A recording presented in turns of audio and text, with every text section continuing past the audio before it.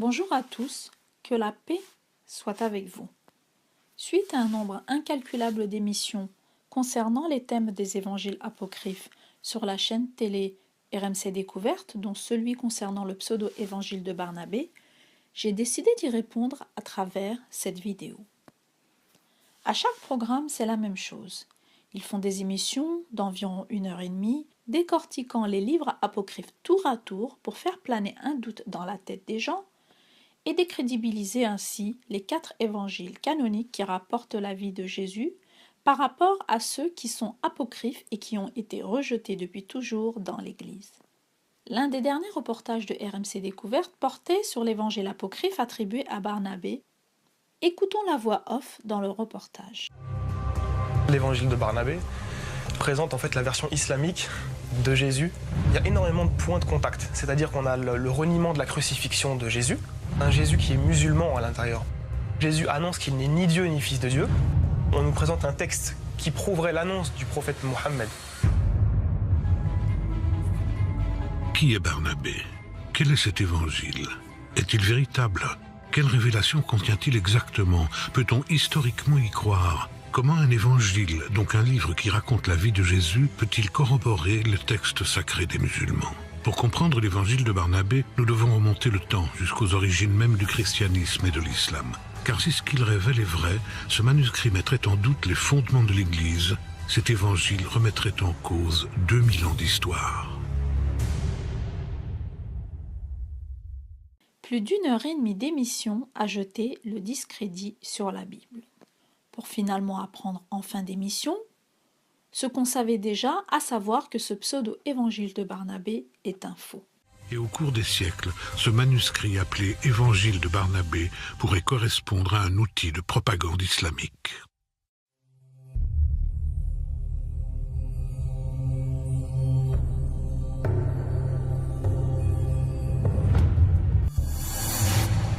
Définitivement, notre enquête prouve que ces manuscrits, espagnols, italiens, n'ont rien à voir ni avec Barnabé, ni même avec l'évangile que l'on dit rédigé au VIe siècle. Mais le vrai problème dans ce reportage, c'est ce qui est dit dans le tout début, à savoir pourquoi 4 évangiles canoniques dans l'histoire du christianisme. En effet, pour jeter le discrédit sur la Bible, la voix off, dans le reportage, affirme sans gêne que ce serait Constantin, réunissant le concile de Nicée, qui aurait décidé d'écarter des centaines d'évangiles pour n'en garder que 4. Rien que ça.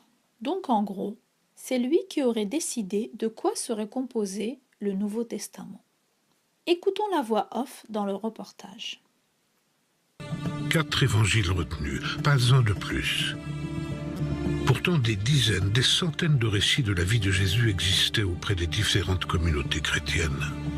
C'est difficile de tous les comptabiliser. On en connaît plusieurs dizaines, il y en a peut-être d'autres davantage.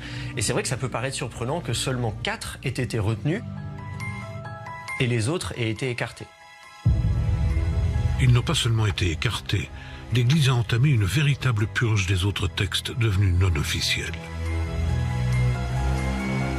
Pour éviter leur destruction, beaucoup de ces textes ont été cachés. C'est pour cela qu'on les appelle les évangiles apocryphes. D'abord, ils n'ont pas été complètement repoussés par les églises catholiques. Il n'y a pas une opposition radicale entre canonique et apocryphe.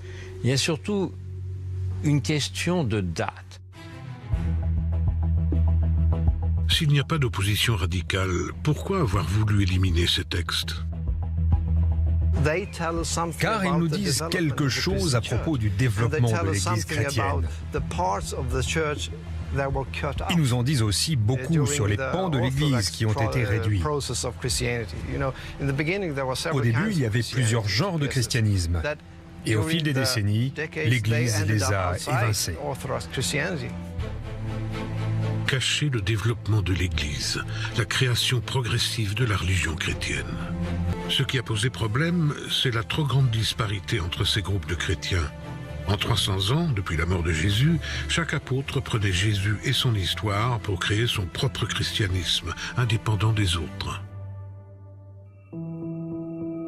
L'Église s'est donc formée petit à petit, à chacun ses règles, sa propre foi, chacun ses évangiles. Lorsqu'il a fallu unifier toutes ces communautés, il aurait été trop difficile de les réunir sous une seule bannière. Le plus simple, choisir 4 textes, 4 évangiles, forcer l'ensemble de la chrétienté à y adhérer, tout en masquant l'existence des autres écrits. Tout au long de l'histoire du christianisme, on entend parler de plein de groupes, des hérésies, comme on les appelle, puisque c'est écrit par l'Église catholique ou par l'Église officielle. Et on a retrouvé 0 écrit, alors qu'on a des témoignages. Et la question qui se pose est qui ? Qui a pu prendre cette décision d'unifier de force toutes ces communautés ? Rappelons que depuis la disparition de Jésus, tous les chrétiens étaient persécutés par l'Empire romain en place. Comment cette sélection a pu être possible ? Tout simplement parce que la religion chrétienne ne s'est pas créée par ses membres. Tout simplement parce que cette religion est devenue une arme politique, une arme de rassemblement massif. Chrétiens et non-chrétiens allaient devoir intégrer la nouvelle Église. Comme Église missionnaire, elle doit non seulement viser à réintégrer les non-chrétiens, mais également à réintégrer les églises chrétiennes différentes. La religion chrétienne est née d'un seul homme, Jésus-Christ. Et l'Église chrétienne officielle a été créée par un seul homme, Constantin Ier. En 312 après Jésus-Christ, l'empereur romain Constantin déclare que la religion chrétienne sera la religion de tout l'Empire. Pourquoi ? Constantin a très vite compris l'infini champ politique offert par les différentes communautés chrétiennes. Le pouvoir divin que lui conférait une autorité religieuse pourrait rassembler et fédérer tout l'Empire romain. En 325, il organise le premier concile de Nicée avec tous les chefs des différentes communautés chrétiennes, soit tous les évêques. Constantin officialise une religion unique, l'Église chrétienne. Toutes les communautés ont dû accepter, se résigner. Ceux qui croyaient en d'autres textes ont été persécutés. L'évangile de Barnabé aurait pu faire partie de ces textes interdits, car il réfute le contenu des textes anciens, la sélection arbitraire née sous l'impulsion de Constantin, l'empereur tout-puissant. On sait qu'il y avait toute une littérature.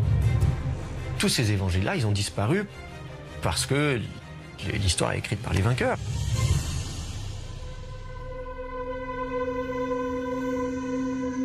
De telles émissions, qui vous donnent l'impression d'être scientifiques et de faire du travail méticuleux, ne sont en réalité qu'une partie de cirque pour distraire une catégorie de public très friand de ce genre d'émissions, au détriment, hélas, des téléspectateurs chrétiens qui sont les victimes de ces calomnies. C'est facile de taper sur du chrétien, il ne viendra pas t'égorger demain à ton studio d'enregistrement. Ne vous inquiétez pas les amis, de tels mensonges sont très facilement démontables car tous ces fantasmes autour du personnage de Constantin tient plus de la légende qu'autre chose et il y a un certain nombre de moyens de le prouver. Premièrement, si nous lisons le rapport du concile de Nicée, nous constatons que celui-ci n'a jamais traité de ce sujet. Faisons un retour dans l'histoire. En 325, l'empereur Constantin Ier, se rendant en Orient, constate vite un très grand nombre de dissensions au sein du christianisme. Afin de rétablir la paix religieuse et de construire l'unité de l'Église, il décide de réunir un concile à Nicée pour que les parties méditent sur des sujets doctrinals. Celui-ci réunit des représentants de presque toutes les tendances, peu après la fin des persécutions. Celles lancées par Dioclétien durent jusqu'en 313 et certains évêques portent encore les traces des tortures infligées à cette occasion. Après plusieurs mois, au cours desquels les évêques discutaient sur la mise par écrit d'un texte qui explique ce en quoi croient tous les chrétiens, ils ne parvenaient pas à se mettre d'accord sur ce texte décidant de la nature de la relation du Christ au Père. Afin de rétablir la paix religieuse et de construire l'unité de l'Église dans les années à venir, ce concile a permis aux évêques de mettre par écrit le credo de Nicée, une sorte de profession de foi pour l'unité des chrétiens et ainsi distinguer la vraie foi de l'hérésie. Pour connaître ce texte, il suffit de taper sur Internet le credo de Nicée. D'autres sujets de la foi ont été médités dans ce concile, mais jamais à propos du contenu du Nouveau Testament.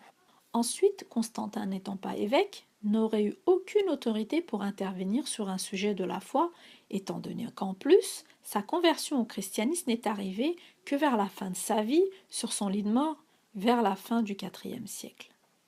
Pour terminer, Ce concile n'a eu lieu qu'en 325. Et dire que l'Église était dans la réflexion pendant tout ce temps pour savoir quel évangile elle garderait pour composer le Nouveau Testament tient plus du mythe que de la réalité. Et il y a un certain nombre de preuves qui démontrent que l'Église n'avait que 4 évangiles canoniques depuis le début.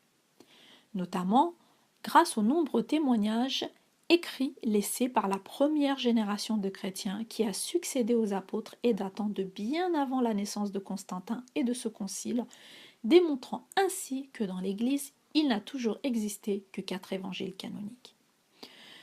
Ce qui concerne les évangiles apocryphes, le fait qu'on ne leur ait jamais porté d'intérêt ne tient pas seulement sur l'argument principal que je mettrai en avant dans ma vidéo, à savoir que les chrétiens de l'Église primitive témoignent dans leurs écrits qu'ils avaient connaissance de l'existence de seulement 4 évangiles authentiques, mais aussi parce que depuis tout ce temps, aujourd'hui nous avons connaissance au sujet de certains apocryphes grâce aux historiens, les noms des véritables auteurs ou faussaires qui ont écrit ces apocryphes pour lesquels ils ont donné le nom d'apôtres ou autres personnages singuliers du Nouveau Testament pour mieux donner du crédit à leurs faux évangiles.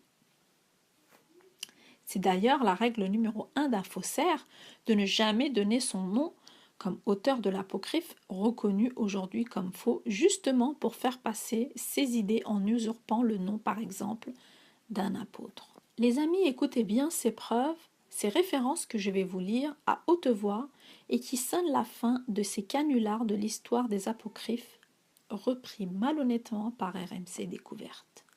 Nous avons de nombreux auteurs nés plusieurs siècles avant le concile de Nicée qui ont écrit au sujet de ces évangiles, mais pour des soucis de longueur de vidéo, nous n'en prendrons que 3, ce qui est déjà pas mal, car un seul aurait suffi à mettre à terre ces arguments. Le premier d'entre eux est Clément d'Alexandrie. Commençons par lui. Qu'en est-il? Les on s'affiche. Clément d'Alexandrie, père de l'Église, est un lettré grec chrétien né à Athènes vers 150 et mort en Asie mineure vers 220. Maintenant que nous savons vers quand se situe sa naissance et vers quand se situe sa mort, nous pouvons placer donc les propos qu'il a écrits bien avant le concile de Nicée. Qu'a-t-il écrit? Nous lisons ceci. Ici, Tatien, sorti de l'école de Valentin, s'accorde avec Cassien l'hérétique poursuivi. Salomé demande au Seigneur, quand viendra le temps où seront connus les mystères sur lesquels elle l'interroge? Lorsque vous aurez foulé aux pieds le vêtement de la pudeur, répond le Christ, et lorsque les deux ne feront qu'un, le mâle et la femelle, et qu'il n'y aura plus ni mâle ni femelle. D'abord, les 4 évangiles qui nous ont été transmis ne renferment pas ce passage. Il ne se trouve que dans l'évangile selon les Égyptiens. Ensuite, Cassien me semble ignorer que les appétits du mâle signifient la colère et ceux de la femelle le désir, qui, transformés en actes, ont pour conséquence le repentir et la honte. Fin de citation. Vous n'avez peut-être pas très bien saisi ce que voulait dire Clément d'Alexandrie, mais ce que nous venons de lire dans le témoignage de Clément d'Alexandrie, c'est qu'il part d'une citation d'un nommé Tatien, et il précise que cette citation qui contiendrait selon lui une soi-disant parole du Christ, alors que d'après lui, on ne la trouve dans aucun des, entre guillemets, 4 évangiles qui leur ont été transmis.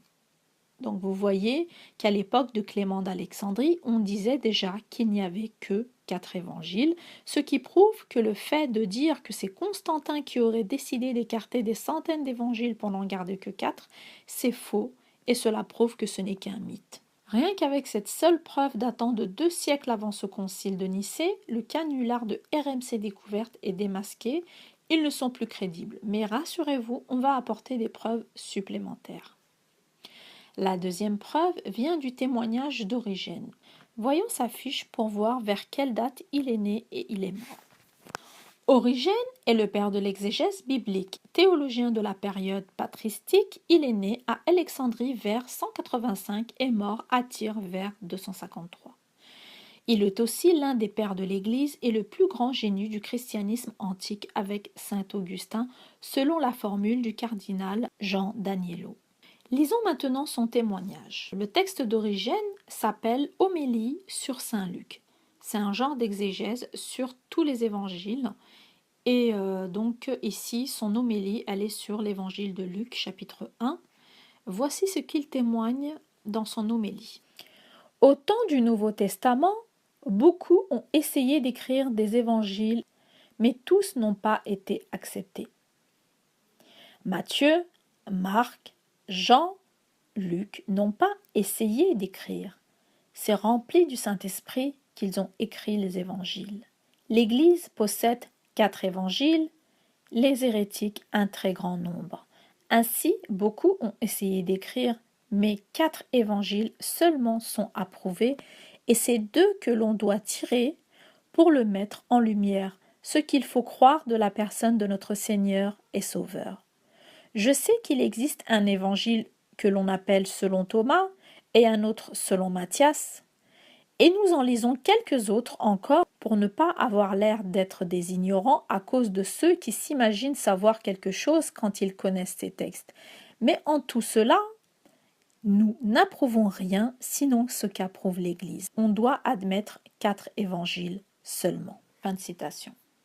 De nouveau, vous voyez qu'à l'époque d'Origène, né bien avant le concile de Nicée, on disait déjà qu'il n'y avait que 4 évangiles approuvés, et Origène va même plus loin en citant nommément leurs auteurs, c'est-à-dire Matthieu, Marc, Jean et Luc. Ce qui prouve que la chaîne RMC Découverte n'a pas une attitude sérieuse dans ses investigations pour ses documentaires, ou alors pire encore, cette chaîne ment sciemment pour jeter le discrédit sur l'authenticité de la Bible et ainsi mener les gens vers l'athéisme. Pour lever le doute une bonne fois pour toutes sur le rôle de Constantin dans le choix des 4 évangiles, soi-disant au concile de Nicée en 325, voici maintenant une 3e preuve venant du témoignage de Irénée de Lyon dans ses livres contre les hérésies. Qui est Irénée? Lisons sa fiche.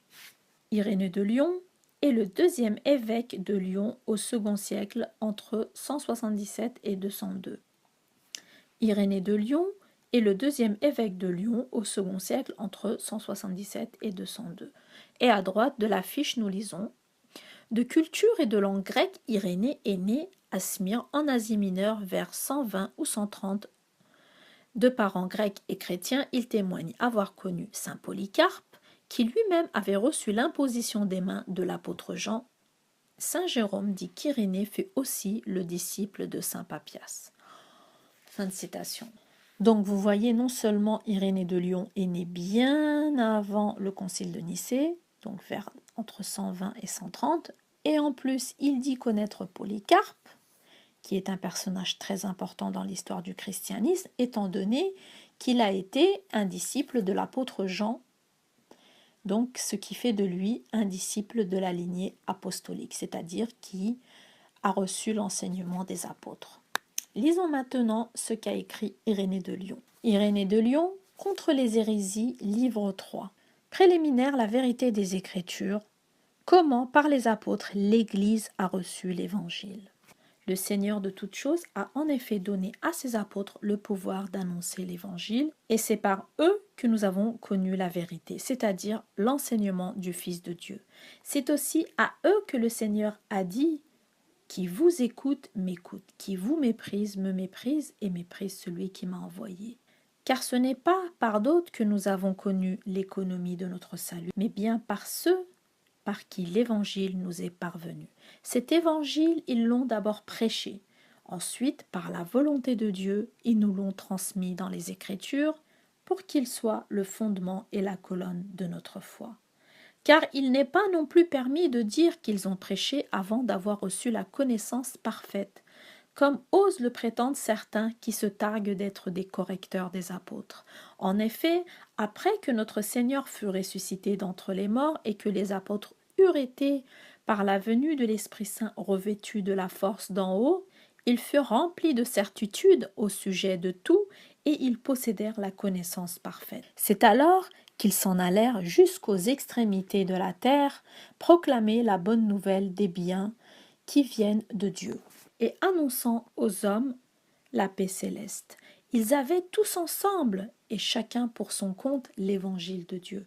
Ainsi Matthieu, publia-t-il chez les Hébreux, dans leur propre langue, une forme écrite de l'Évangile à l'époque où Pierre et Paul évangélisaient Rome et y fondaient l'Église. Après la mort de ces derniers, Marc, le disciple et l'interprète de Pierre, nous transmit lui aussi par écrit ce que prêchait Pierre. De son côté, Luc, le compagnon de Paul, consigna en un livre l'Évangile que prêchait celui-ci.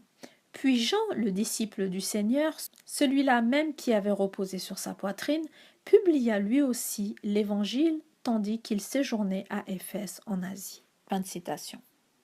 Voici la suite pour le deuxième extrait qui nous intéresse d'Irénée de Lyon. Je cite. « Par ailleurs, il ne peut y avoir ni plus grand ni plus petit nombre d'évangiles, c'est-à-dire 4.